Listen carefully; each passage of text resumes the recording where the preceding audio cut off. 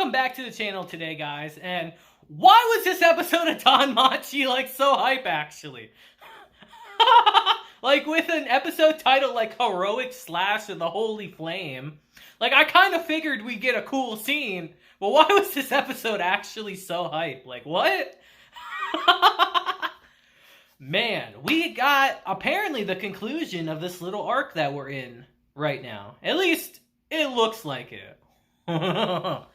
And we got a lot of development for some characters yet again. So honestly, that's enough talking about it. Let's just get into it and talk about Danmachi Season 4, Episode 5 today. Now, our episode begins with us seeing what Haruhime and Aisha did to prepare for this expedition. And Haruhime is hesitant to say the least, because Aisha acquired her a grimoire, which is an incredibly rare item, apparently, in the Danmachi universe. And Haruhime is very hesitant to use it, claiming how, oh, why would you get something so valuable for me? Like, I'm kind of worthless. And Aisha tells her that's exactly why. Because I'm going to be blunt with you. You're going to be a burden to the party if all you can do is enhance people one time with your ability. Even if you learn one simple healing spell or one additional attack spell, that could mean the difference between your familia surviving and dying. If you really care about them, shut up and learn. And that's very harsh, but for someone like Haruhime, you have to be kind of harsh with them for them to be able to grow as a person. Tough love, frankly. And Haruhime does eventually read the grimoire. And we transition back to our present day, and we see that it's pretty damn strong. Now, in the situation that Team Hestia is in right now, they're in a desperate struggle against the giant horde of monsters that is attacking them right now. And they're desperately trying to buy Haruhime time for her to use her enchantment. And it's pretty cool looking, I gotta say. I kind of figured it'd be a fox. It'd have something to do with a fox, since she's a fox, obviously, but it's pretty damn cool. And we get a little explanation about it as she grows 5 tails out of her back, saying how this new spell of hers is one that works in conjunction with one she already knows. You could really consider it an enchantment. Kind of an enhancement, if you will, as well. That now, right now at least, she's able to grow these 5 tails out of her back. And because of that, she's able to use the level boost ability of hers on 5 separate people at this point. And that's busted, because Haruhime's ability is like legitimately broken in the Danmachi universe. The fact that you can override levels and give people strength that there's no way they should be able to have, that is legitimately broken. So the fact that she can do it to 5 people now is kind of wild. I'll admit her spell takes a long time to use. I was thinking that watching the episode, like, wow, this takes a really long time to work. Let's hope you're never in like in a situation where you got to do it quick. I was sitting here like, yo, this took like 2 minutes. But she succeeds in her spell and gives strength to the rest of the party. And in that process, they completely wipe out the horde that's around them. Not completely. Let me not say that. They don't completely wipe it out, but they get rid of a huge portion of the monsters that are there. And morale could not be higher in this situation. And after clearing away a huge portion of the monsters, Aisha starts assessing the situation like, alright, if we keep this up, we're going to make it out of here, no problem. What is the Moss Huge doing right now? That is our only problem. And it turns out this thing is smart as hell, man. Like, this thing is like a genius. It turns out that it was just using them to defeat all the monsters that it brought to them so it could collect its magic stones and eat them all. And its plan worked flawlessly. And I'm just like, yo, this thing is a genius. And in the process of eating all these magic stones, it evolves yet again and reaches its final form. And this thing looks like a giant anteater right now. But it is intense. And immediately after this thing transforms, it charges right at Aisha, because she's the strongest person there. So it knows if it can take her out, it will have no problem wiping out the rest of the party. And they start fighting a bit. But even with Haruhime's enhancement, like, Aisha does not stand a chance against this thing. It easily dispatches her, bites into her shoulder with its new mouth, and infects her with the vines. Like, putting the party in a really bad situation. Now, Welf tries to intervene with his fire sword, because as we know, fire is what's this thing's weakness. So that's their trump card right now. And he lands a really good hit on it. But it turns out this thing is like an actual genius. Like, it took undying cloth from adventurers that it killed and wrapped its body around it, making it more resilient to fire. And I'm just thinking to myself, like, are we gonna kill this thing at all? Like, can we kill this thing? Even Aisha says, like, how many times are we gonna be trying to figure out what this thing's doing? How many times is it gonna outsmart us? And the morale of the party could not be lower now.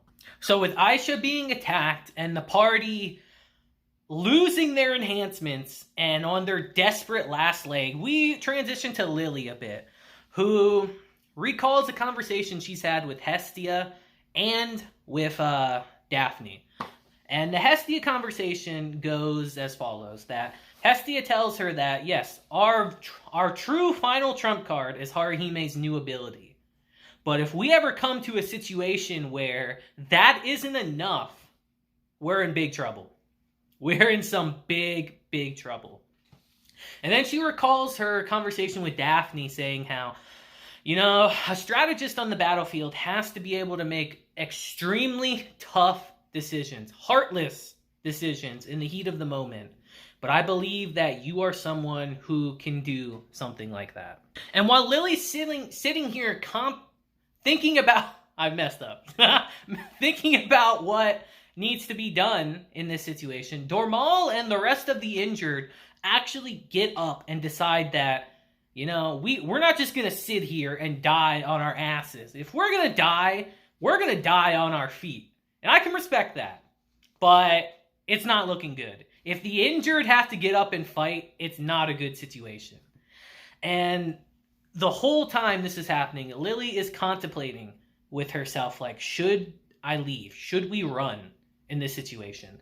Because everyone is insisting that at least someone get to the surface to warn people about the Moss Huge. And Lily is having a huge internal struggle right now with herself. She starts thinking to herself, like, maybe I shouldn't be hesitating right now. Maybe I should make a break for it so we can get this information out. Bell's not gonna chastise us for this. He'll understand. But it's at that moment that she calls back to her own past with Bell, where she was at rock bottom and everyone left her, but Bell was there extending a hand to her, showing her that we don't leave anyone behind because he was there for her. And in this moment, she resolves herself that she will not abandon anyone no matter what because he didn't abandon her. And it's a really nice scene, honestly. It shows that Lily has grown a lot over the course of our show. And it's great development for her as a character. Now, her resolve aside, that doesn't exactly change the situation they're in. It's desperate and times are dire. But then all of a sudden, Haruhime says he's coming. And I'm thinking to myself, like, yo, are we really about to do some epic shit like this? And yeah, we do, because here comes Bell running through, charging his fireball. And Lily knows what's going on right away. She tells everyone, all right, everyone, get the cover. We need to get the hell out the way. We need to get out of his way right now. She makes a trench. Everyone dives in. And Bell releases a massive fireball, eviscerating all the monsters in the area and sending the Moss Huge literally through the dungeon wall onto like a little island surrounded by water in the previous area. And I literally saw that scene and I'm thinking to myself, like, oh, this is about to be a fight to the death, ain't it? And sure enough, it was. And Bell goes down to confront the Moss Huge alone. And Daphne's sitting there like, shouldn't we help him? Like, it's kind of cruel to let him go fight that thing on its own. And Aisha explains to her that if more of us get infected with this vine, we're only going to become a hindrance to him, if anything.